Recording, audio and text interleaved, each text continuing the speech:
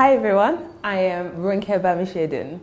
Who's Ronke Bamisedun? I am sassy, confident, bubbly, extremely passionate about PR, and according to Forbes, I am one of the 30 most promising African entrepreneurs. So, Ronke is the perfect picture. High-flying PR girl who has worked with everyone, from Matches Fashion to Selfridges. In Nigeria, she has held down the coolest jobs, managing communication for Intercontinental Hotels and running a new media agency that has already won the coveted Sabre Awards in its very first year. It's a perfect picture, isn't it? It was even more perfect if you were looking at her Instagram photos. But, of course, she is human like us. And so in this interview, she shares the struggles you wouldn't believe. So I had to first of all learn to deal with my family. Disappointments she wasn't ready for, and a heart broken by loss, illness, by being misunderstood, and then crippled by fear. It comes from really understanding that I was put on this earth to do something great. How she found her way to learning peace, living joy, and taking life one step at a time without the fear and the sadness that once sat with her like an unwanted friend is the resplendent conversation that we have today.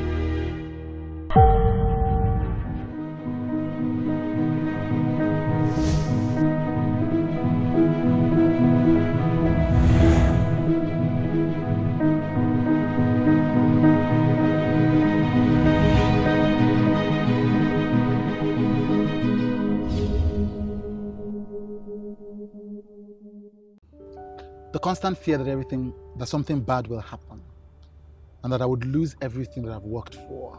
Explain that to me. I think for me, it obviously comes from being an overachiever.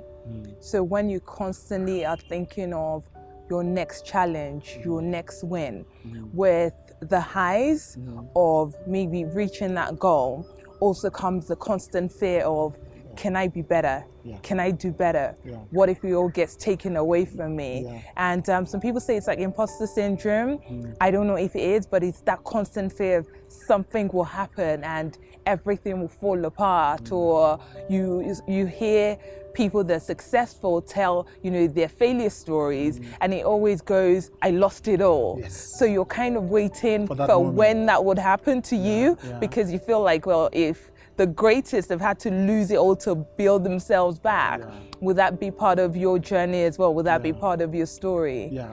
But is it that, and I'm not saying that to you, I'm talking about that thought pattern. Is it completely illogical? It can be. Do you think it is? It can be now. How? I think there are two things. I remember coming to the Joy conference, and one of the things that you said that actually is helping me deal with it was allowing yourself to get to that very place mentally, to think, what if I did, what is the worst thing that can happen? And now when you look at it and say, what is the worst thing? I've been able to demonstrate my strength in building this up. It would be no different if you did lose it all. That same strength, will shine through, and maybe you'll be able to build it back. But again, if you talk about a journey of faith and purpose and understanding that your journey is very different from everybody else. Yeah. Tell me about coming back to Nigeria. First and foremost, why did you decide?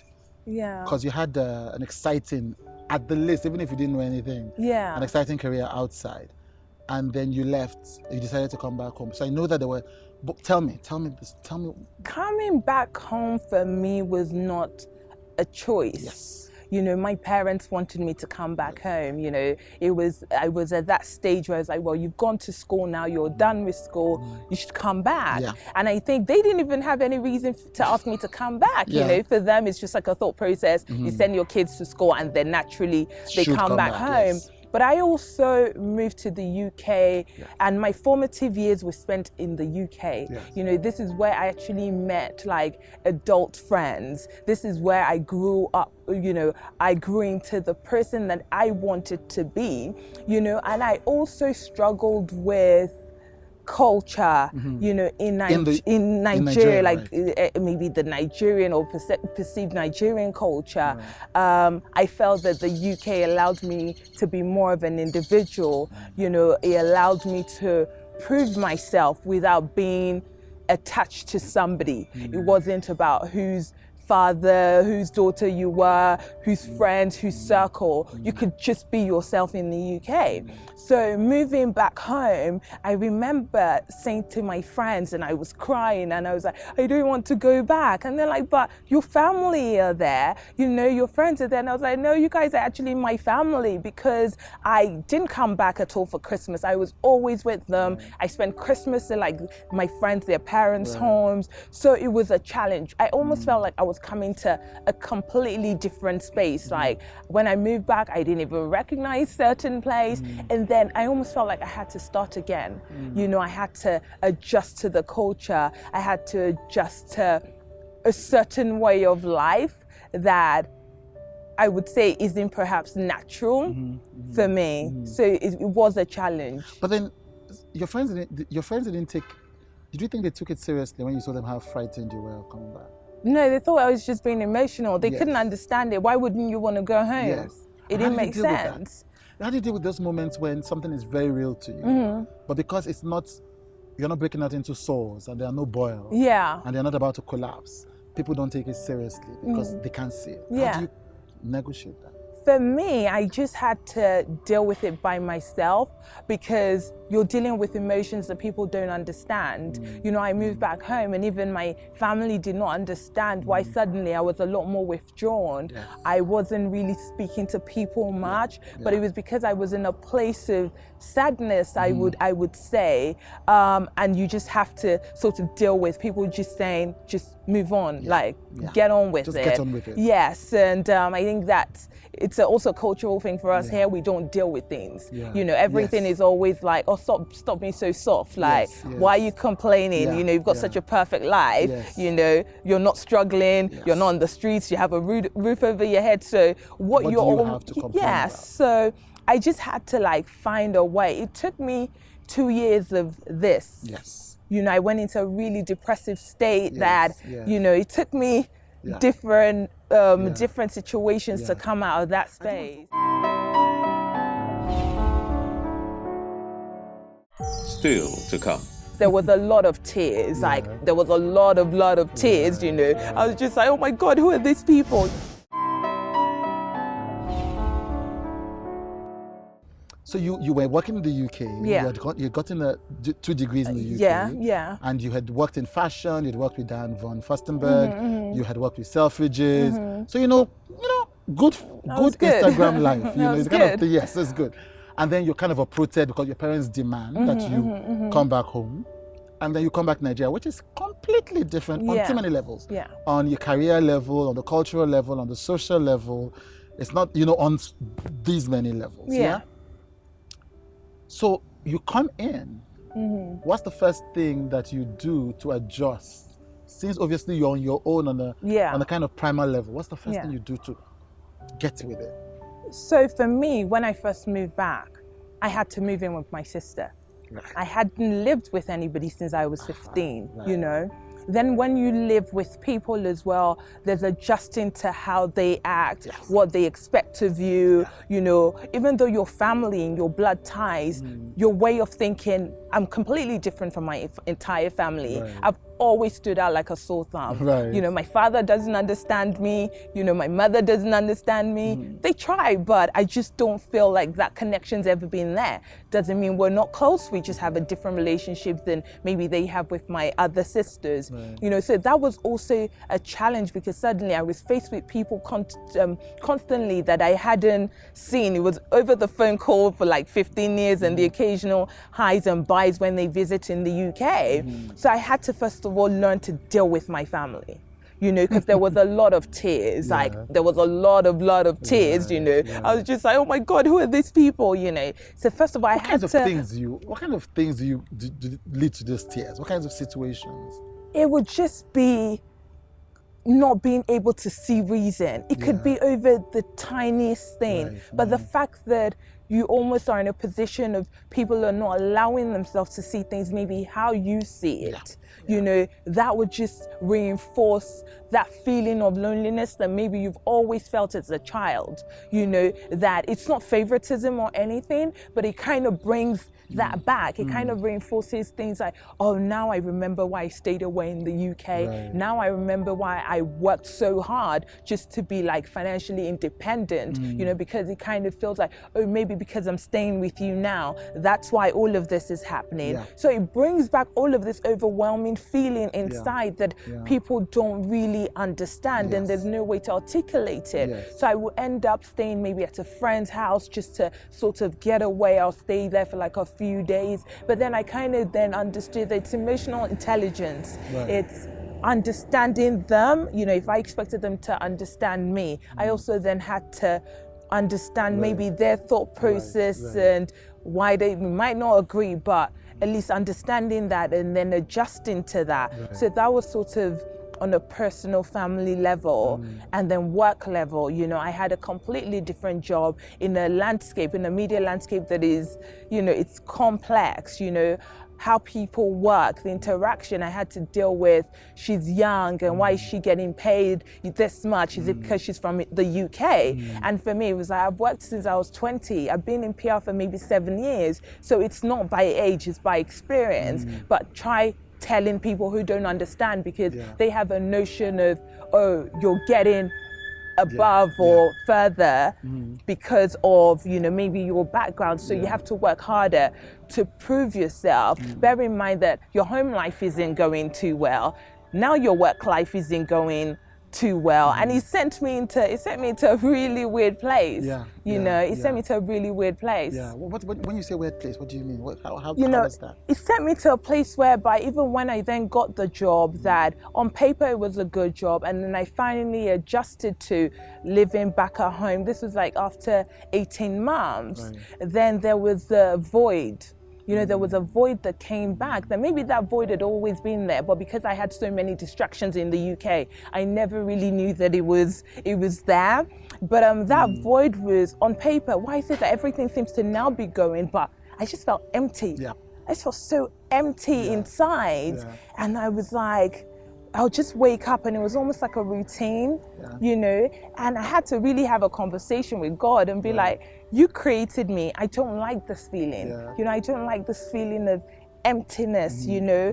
Am I missing out on something?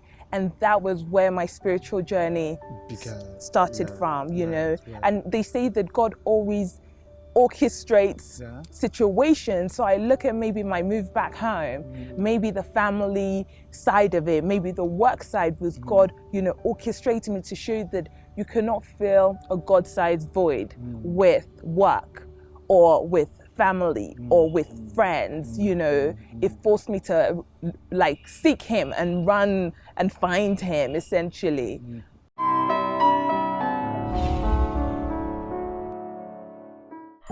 When we return, Ronke Bamisedun shares with us how to deal with purpose and disappointment. Only a few are blessed to allow themselves to go to that space, to say, I need to find my purpose, I need to find my journey. Because only then can you deal with the mountains and the obstacles that come with life. You were telling me about a lunch you had with, but I don't know if I can mention her name. You can do. You should be fine with it.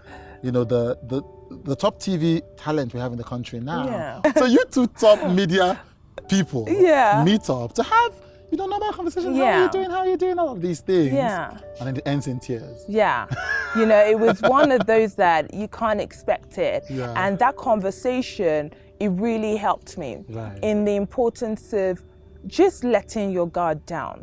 I find that in this environment, a lot of people don't, because they feel like if they come across as soft, if they show a side of themselves, people will take advantage, or suddenly this amazing outlook you've painted will suddenly become tainted, right? And what that conversation with Peace taught me is I got a lot out of it professionally, things I was struggling with, oh, I don't want my social media to come across as conceited or boastful. She helped me deal with it by saying, listen, if a top company was looking for you to hire you as a head of marketing or comms, they'll go on your social media to see what you're about. So it's about being intentional in terms of what you're sharing. If your social media is for career development and all of that. But what she also said that got me was, she was like, I just thought you were this PR girl. You know, I just thought you had this client. She was like, Ronke, I would have never expected this side of you. And she was like, Ronke, you're really dimming your light by not sharing all of this stuff. Because I was talking to her about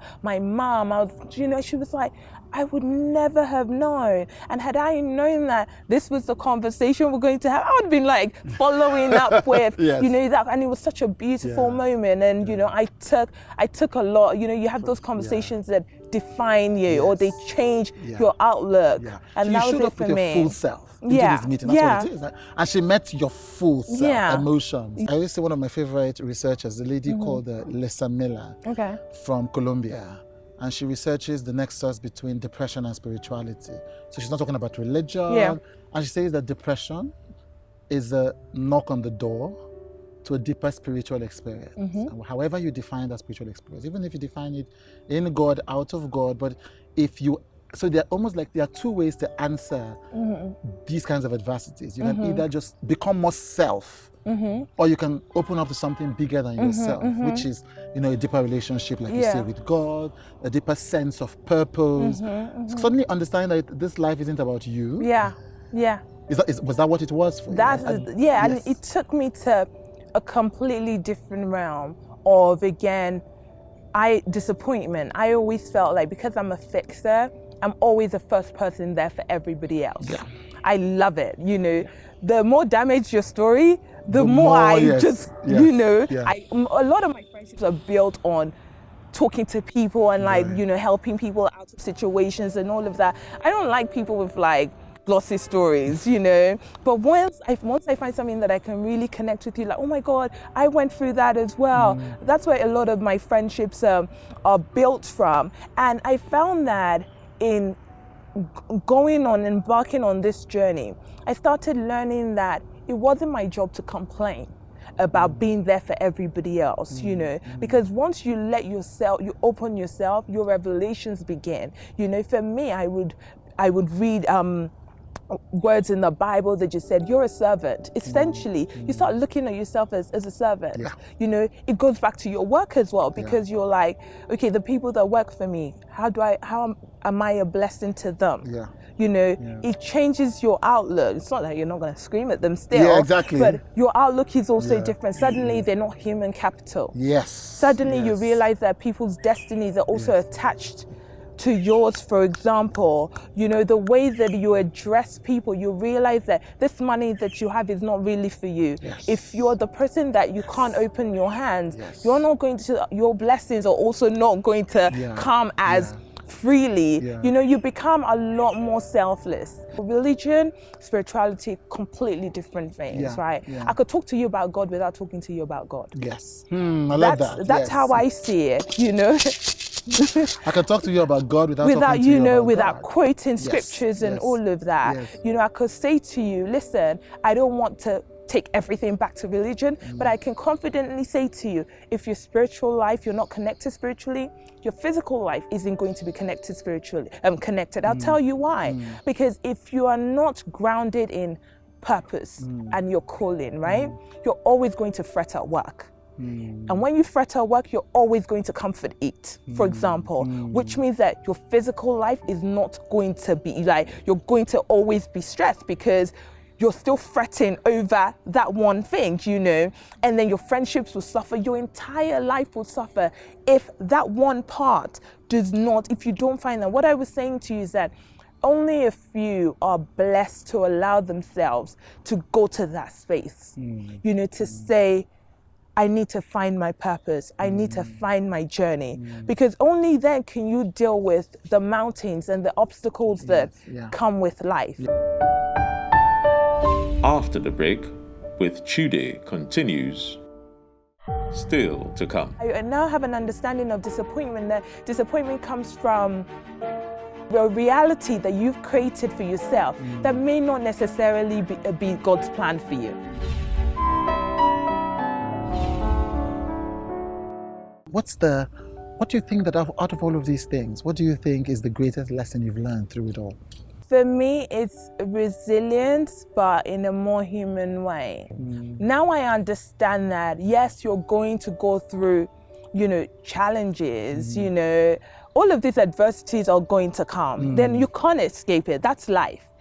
In whatever shape or form that it comes in, you're going to have to deal with this, right? But we need to, in all of this, I've learned that I need to look after my emotions. Emotional health is just as important. Mental health is just as important.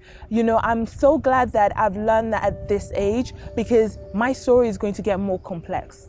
Your mountains are only going to get bigger. Once you cross over the little ones, then God, life, the universe says, she's ready to deal with a much bigger one. Now that I feel like I'm partly equipped, to understand that this is part of my story. I can't get away from it. How do I deal with this and be more human? How do I go through life without being soulless? How do I remain grateful even when things are not going how I want it? Because I realize that disappointment, now I now have an understanding of disappointment, that disappointment comes from a picture that you've created, or a reality that you've created for yourself that may not necessarily be God's plan for you. So you see these actions, these things that you want, not happening, but it's not going to happen because that's not what was created for you. So understanding that just because this doesn't go right does not mean that, maybe that just means that I'm not supposed to be doing that. It doesn't tell me that I'm a failure. It doesn't tell me that I'm not good at it. I just deal with it in a healthier way of, maybe this isn't part of the plan.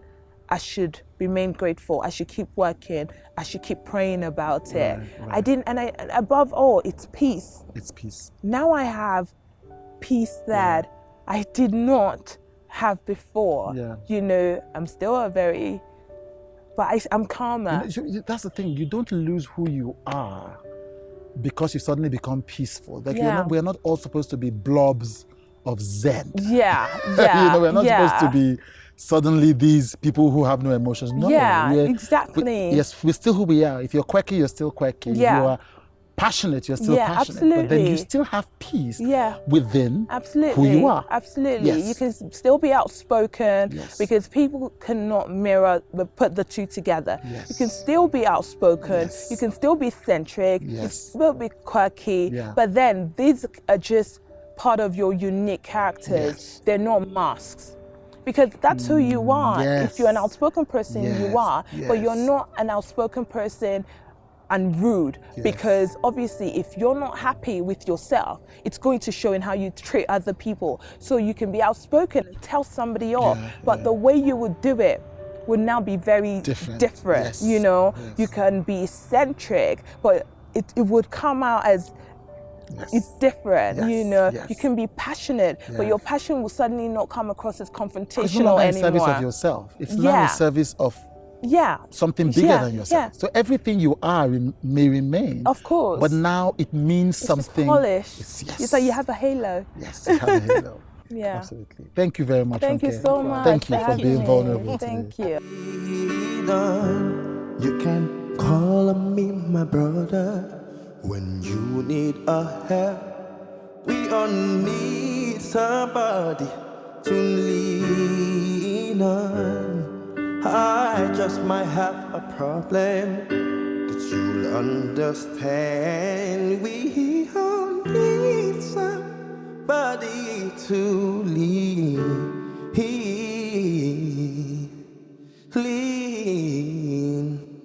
on.